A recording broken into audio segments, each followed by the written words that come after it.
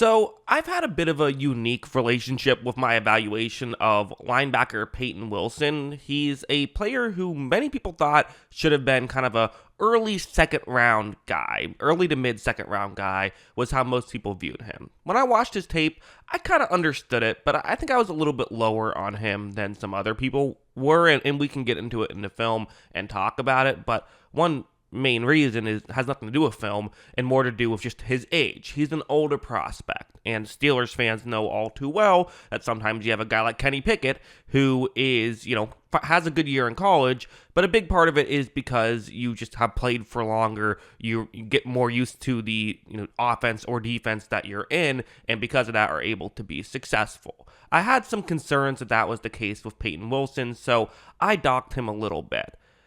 Then the draft happened, and it seems like NFL teams docked him a lot more than I did for it. He fell all the way to pick 99. So at first, I'm like, okay, yeah, pick 45, still hasn't gone. This makes sense. Pick 65, still hasn't gone. Okay, maybe for a couple teams, they could have gotten him, but I get it.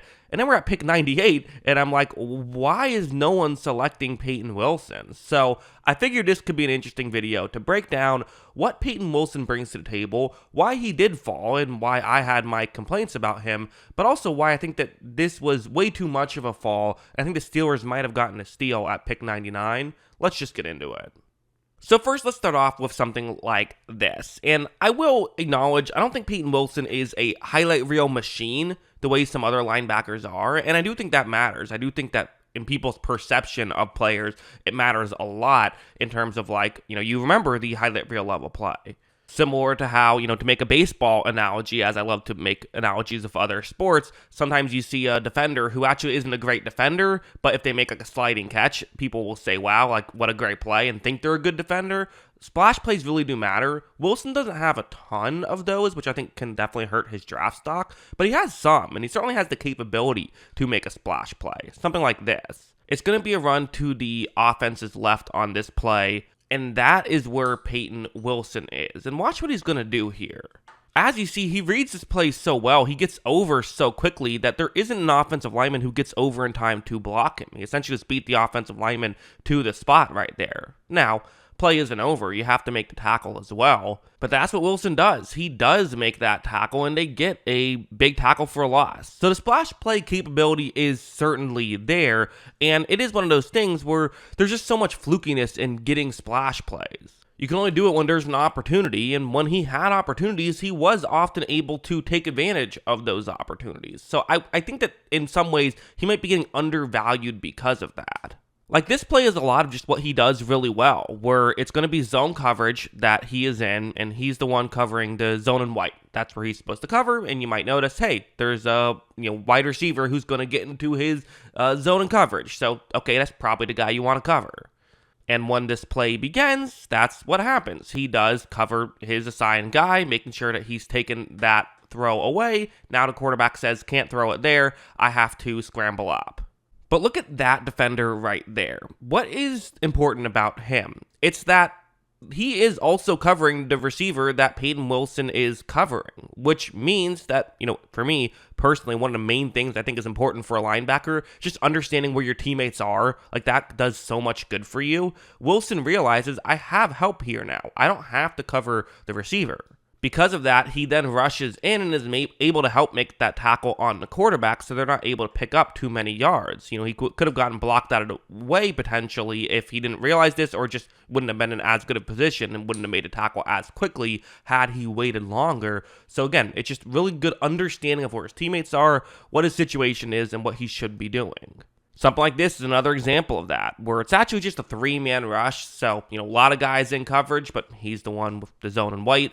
And those two routes can be difficult for a guy like Payton Wilson to cover. Typically when you're in this kind of situation, if there's two guys in your zone, you can't cover them both, right? Well, that's true. When the play begins, you see that right here, he isn't covering them both, but he kind of is in a sense. He's staying far enough deep that realistically throwing to the deep shot just isn't a good throw.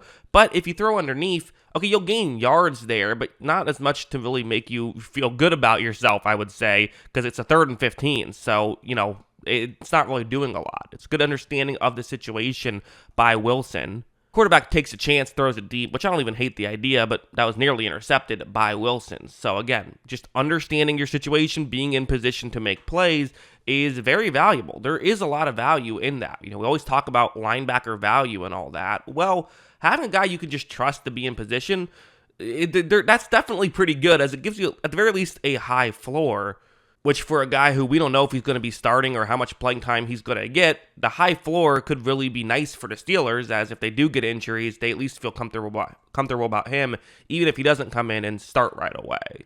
But honestly, it's just a lot of stuff like this, where it's going to be zone coverage. Again, you see where he's supposed to cover. There's, you see the route concept, which can be a zone buster here. When this play begins, quarterback reads the play. You see Wilson kind of doing his job, similar to the last play, covering up that more deep route. So what is the quarterback going to do?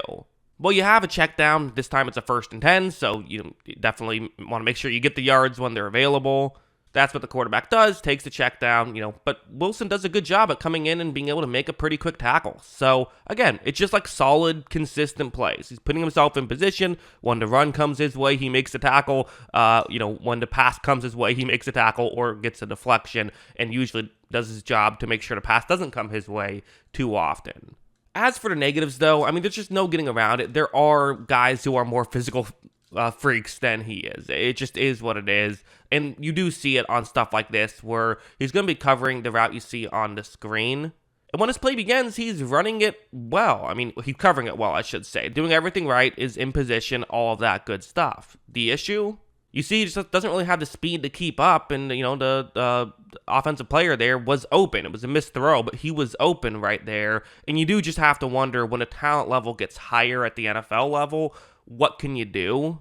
It's the age-old question, it really is, of what do you do when you're drafting? Do you go after guys who just have the highest ceiling? The athletes who, if you can make good, are going to be awesome? Or do you go after someone like a Payton Wilson, who isn't the freak athlete and maybe doesn't have the high ceiling, but you kind of just trust can be a contributor?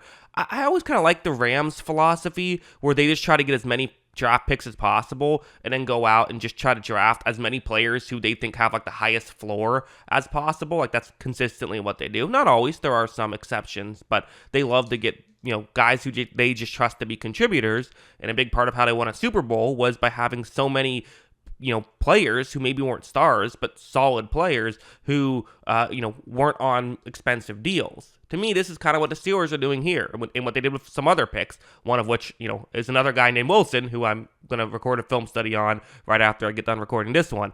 But, I do think that just getting players who can play on cheap deals for 4 years is a real positive asset, and I think that he should have been drafted a lot earlier. Even someone like me, who wasn't as crazy about him as other people were, because I feel like other people weren't mentioning those concerns I had about the age stuff. Even with that, I think that the fall that he had was too much, in my opinion. I think Steelers fans, maybe you're not buying the jersey of him just yet, but I think you should be excited about, getting a good player potentially for not having to give up that much to do it, which is always valuable. So yeah, those are my thoughts. What are yours? Let me know in the comments below. Always love hearing from you. And of course, as always, thanks for watching.